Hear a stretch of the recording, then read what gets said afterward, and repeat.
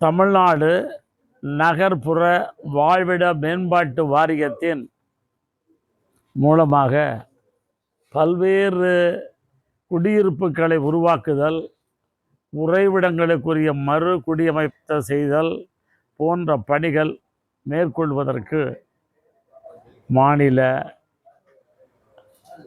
தலைவராக எங்கள் இல்லத்திலும் உள்ளத்திலும் கவர்ந்த ஜோசப் விஜய் அவர்கள் அந்த வாரியத்தின் தலைவராக என்னை நியமனம் செய்திருக்கிறார்கள். எதிர்பார்க்காத ஒன்று எனக்கு. நான் லால்குடியிலே போட்டியிட்டு குறைந்த வாக்கு வித்தியாசத்தில் தோல்வி அடைந்திருந்தாலும் அதை நினைவில் கொண்டு எனக்கு இந்த பதவியை இன்று அவர்கள் வழங்கியிருக்கிறார்கள். இதில் ஒரு மகிழ்ச்சியான செய்தி என்னவென்று சொன்னால், ஏதோ கூப்பா கிருஷ்ணன் ஜாதியை சொல்லுகிறான் என்று எண்ண வேண்டாம். நாளைக்கு திருச்சியிலே சதய விழா. எங்கள் அரசு, எங்களுடைய விஜய் அரசு, தமிழகத்தின் வெற்றி கழகத்தினுடைய அரசு பொறுப்பேற்று திருச்சியிலே நடத்தக்கூடிய விழா நாளை காலையிலே இருந்தது. இந்த விழாவிலே கலந்து கொள்வதற்கு தமிழ்நாடு மாண்புமிகு இந்து சமய அறநிலையத்துறை அமைச்சர் அவர்கள் வருகிறார்கள். அவர்களோடு இணைந்து நாங்களெல்லாம் அந்த விழாவிலே கலந்து கொள்ள வேண்டும் என்பதற்காக என்னை இந்த பதவியிலே அமைத்திருக்கிறார்கள். இதை நான் எதற்காக வலியுறுத்தி சொல்லுகிறேன், நண்பர்கள் கோவித்துக் கொள்ளக்கூடாது. முத்தரையர் மக்களுக்கு ஒரு 2 நாள் ஒரு நெருடல். அவர்களுக்கு என்ன நெருடல்னா, நம்முடைய தலைவர் விஜய் அவர்கள் ஜாதி மதம் பார்க்காமல் எல்லா தரப்பினருக்கும் அமைச்சர் பதவி தந்திருக்கிறார்கள். ஆனால் எங்கள் சமுதாயத்தைச் சேர்ந்தவருக்கு தரவில்லையே என்ற ஆதங்கம் என்னிடத்திலும் பேசப்பட்டது, நாட்டிலும் பேசப்பட்டது. அவருடைய காதுக்கும் போயிருக்க வேண்டும். எனவே தான் நாளை தினம் சதய விழாவிலே அமைச்சரோடு நான் கலந்து கொண்டு மாலை அணிவித்தால் பத்திரிகையிலே முன்னாள் அமைச்சர் என்று தான் போடுவார்கள். ஆனால் அது இருக்கக்கூடாது கூப்பா கிருஷ்ணனுக்கு என்று விரும்பி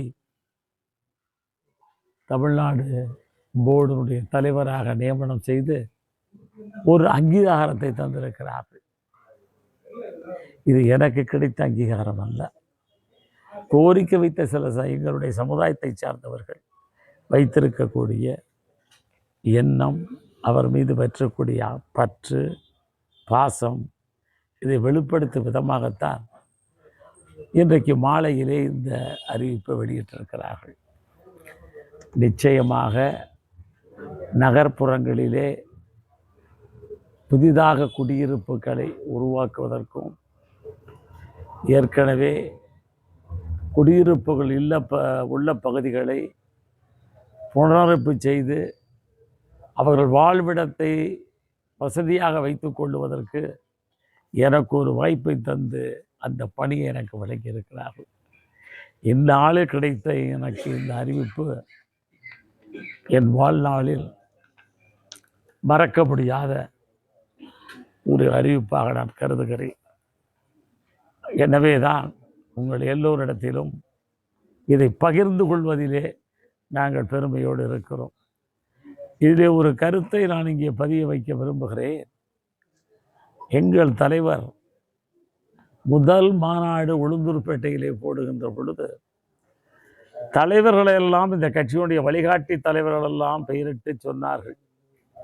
ஆனால் அந்த கொடியிலே 2 யானைகள் பிளிர்ந்து வருவதையும் வாகைப்பூ இருப்பதையும் அவர் சொல்லுகின்ற பொழுது சொன்னார், ஒரு மனிதன் வெற்றியை நோக்கி போகின்ற பொழுது நிச்சயமாக வெற்றி பெறுவேன் என்ற உந்துதலோடு அவர் செல்ல வேண்டும். அப்படிப்பட்ட ஒரு மன்னன், பேரரசன், பெரும்பிடுகு மன்னன் போருக்கு போகின்ற பொழுதெல்லாம் போர் நடப்பதற்கு முன்னாலே வாகை சூடி வாகை பூவோடு போனார் என்று குறிப்பிட்டு அந்த வாகை பூவை அவருடைய கொடியிலே லட்சணையாக வைத்திருக்கிறார்கள். அவருடைய சதை விழா அன்று எனக்கு இந்த பொறுப்பை கொடுத்திருக்கிறார் என்று சொன்னார்.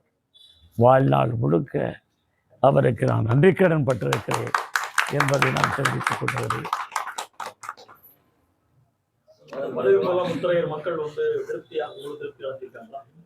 நாங்க வெற்றி பெறவில்லையப்பா. வெற்றி பெறுந்தால் நிறைய பேத்துக்கு அமைச்சர் பதவி கொடுத்திருப்பாரு. இப்போ எங்கள் அணியில் ஒரே ஒரு சட்டமன்ற உறுப்பினர் மட்டும்தான் முஸ்லீமிலே வெற்றி பெற்றிருக்கிறார். நான் தோல்வியடைந்திருக்கிறேன். எனவே அவருக்கு கொடுக்கக்கூடியதை எனக்கு இந்த ஆணை மூலமாக அமைச்சருக்கு நிகரான அந்தஸ்தில் எனக்கு இந்த பதவியை கொடுத்திருக்கிறார். இந்த ஜிஓவிலே அவர் சொல்லுகின்ற பொழுது in the rank of cabinet minister, நான் அமைச்சராக வேண்டும் என்று சொன்னால் சட்டமன்றத்திலே நான் ஒரு உறுப்பினராக வேண்டும். அதை வருவதற்கு காலம் இப்பொழுது இல்லை. எனவேதான் மினிஸ்டர் அளவிலே எனக்கு தகுதியை தந்திருக்கிறார் எங்கள் தளபதி அவர்கள். எல்லாருக்கும் சேர்மன் பார்த்துருப்போம். நம்மெல்லாம் சேர்மன் டியூட்டி மட்டும் தான். ஆனால் கேபினெட் அந்தஸ்தை கொடுக்க மாட்டாங்க. இப்போ சென்ட்ரல்லே மினிஸ்டர் இருப்பாங்க, இணையமைச்சர், துணை அமைச்சர் எல்லாம். ஆனால் இந்த கேபினெட் அமைச்சர் என்று கொடுத்திருக்கிறார் என்று சொன்னால் சட்டத்தினுடைய பாங்கை நன்கு அறிந்து எதை செய்தால் அது நிறைவாக இருக்குமோ என்ற கருத்தில் அதை செய்திருக்கிறார்கள். அவர்களுக்கு மீண்டும் என்னுடைய நெஞ்சார்ந்த நன்றியை தெரிவித்துக் கொள்கிறேன். இதன் மூலம் தளபதி அவர்களுடைய எண்ணப்படி அவர் விரல் காட்டுகின்ற திசை நோக்கி என்னுடைய பணி நகர்ப்புறங்களிலே நகர்ப்புற வளர்ச்சியை மேம்படுத்தக்கூடிய வகையிலே குடியிருப்புகள் அமைக்கப்படும். போதிய அளவுக்கு நல்ல குடியிருப்புகள் இல்லை என்று சொன்னால் அதை நல்லவராக சீரிய முறையில் இயங்குவதாக என்னால் செய்வதற்கு என்னால் பாடுபட முடியும். பாடுபடுவேன் என்ற உறுதியை உங்கள் மூலமாக மக்களுக்கு நான் தெரிவித்துக் கொள்கிறேன். எங்கள் தளபதிக்கும் தெரிவித்துக் கொள்கிறேன். எதை எதிர்பார்த்து நீங்கள் எனக்கு கொடுத்தீர்களோ அதை உங்கள் உள்ள கிடக்கையை நிச்சயமாக இந்த கிருஷ்ணன் பூர்த்தி செய்து தருவேன் என்ற உறுதியையும் அவருக்கு தருகிறேன்.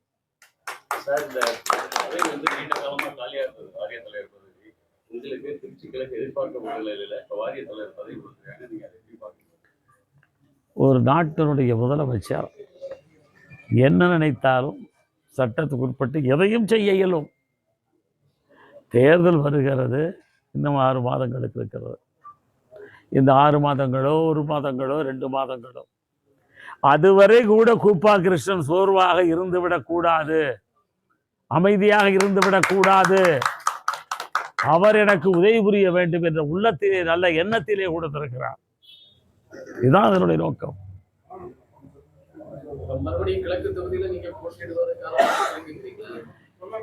எங்கள் தலைவர் எதை சொன்னாலும் அதை செய்வதற்கு நான் தயார்.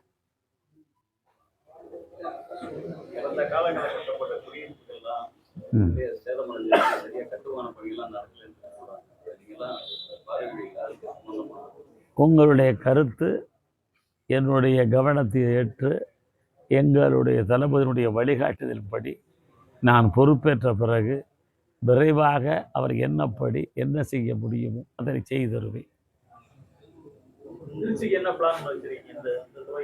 அண்ணே, இன்னைக்கு தானே அரசாணையை வந்திருக்குது.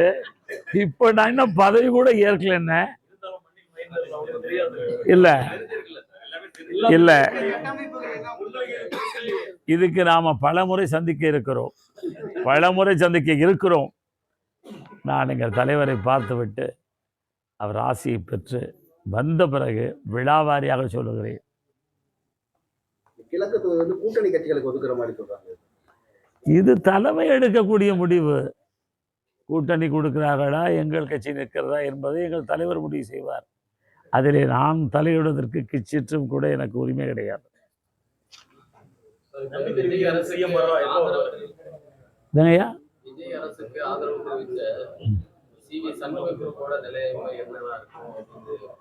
அதை பற்றி கவலைப்பட வேண்டியது சிவி சண்முகன் ஆனல்ல. இப்ப தாவேக அமைச்சரவையில விசிஓக்கு அமைச்சர் பதவி கொடுத்தது திமுக எம்பி ஆர் ராசா கடுமையான சொற்களை விமர்சனம் செஞ்சிருக்காரு. ஐயா, நான் ஒரு மகிழ்ச்சியான செய்தியை உங்களிடத்தை சொல்லி கொண்டிருக்கிறேன். ஒரு 2 நாள் போகட்டும், ஒரு 4 நாள் போட்டு எங்கள் தலைவரை பார்த்து வர்றேன். அவருடைய கருத்து என்ன என்பதை அறிந்து வருகிறேன். அதை உங்களுக்கு தகவலாக சொல்லுகிறேன். டிஎம் என்ன செஞ்சாலும் ஒரு விமர்சனம் திமுக வைக்கப்படுறதை எப்படி பார்க்குறீங்க? ஆட்சி பொறுப்பேற்று 15 நாட்கள் கூட ஆகவில்லை. அதுக்குள்ளே ஒரு அரசாங்கத்தை பற்றி எதிர்க்கட்சி விமர்சனம், எதிர்க்கட்சி கூட இல்லாதவர்கள், மைனாரிட்டி கட்சி, இன்னைக்கு தமிழ்நாட்டில் இருக்கக்கூடியதெல்லாம் மைனாரிட்டி கட்சி. இந்த மைனாரிட்டி கட்சிகள் விமர்சனம் செய்கிறார் என்று சொன்னால் அவர்கள் அண்ணாவை வணங்குவதற்கும் அண்ணாவை போற்றுவதற்கும் தகுதி இல்லாமல் போய்விடுகிறார்கள். ஏனென்று சொன்னால் ஒரு எதிர்க்கட்சி என்பது பானையிலே கொதிக்கக்கூடிய ஒரு சோறை அகப்பையிலே எடுத்து பதமாக வெந்திருக்கிறார் என்று பார்க்க வேண்டிய பணிதான் எதிர்க்கட்சியினுடைய வேலை. ஆனால் இவர்கள் பானையை உடைக்க பார்க்கிறார்கள். இதற்கு நாங்கள் கிச்சித்து அனுமதிக்க மாட்டோம்.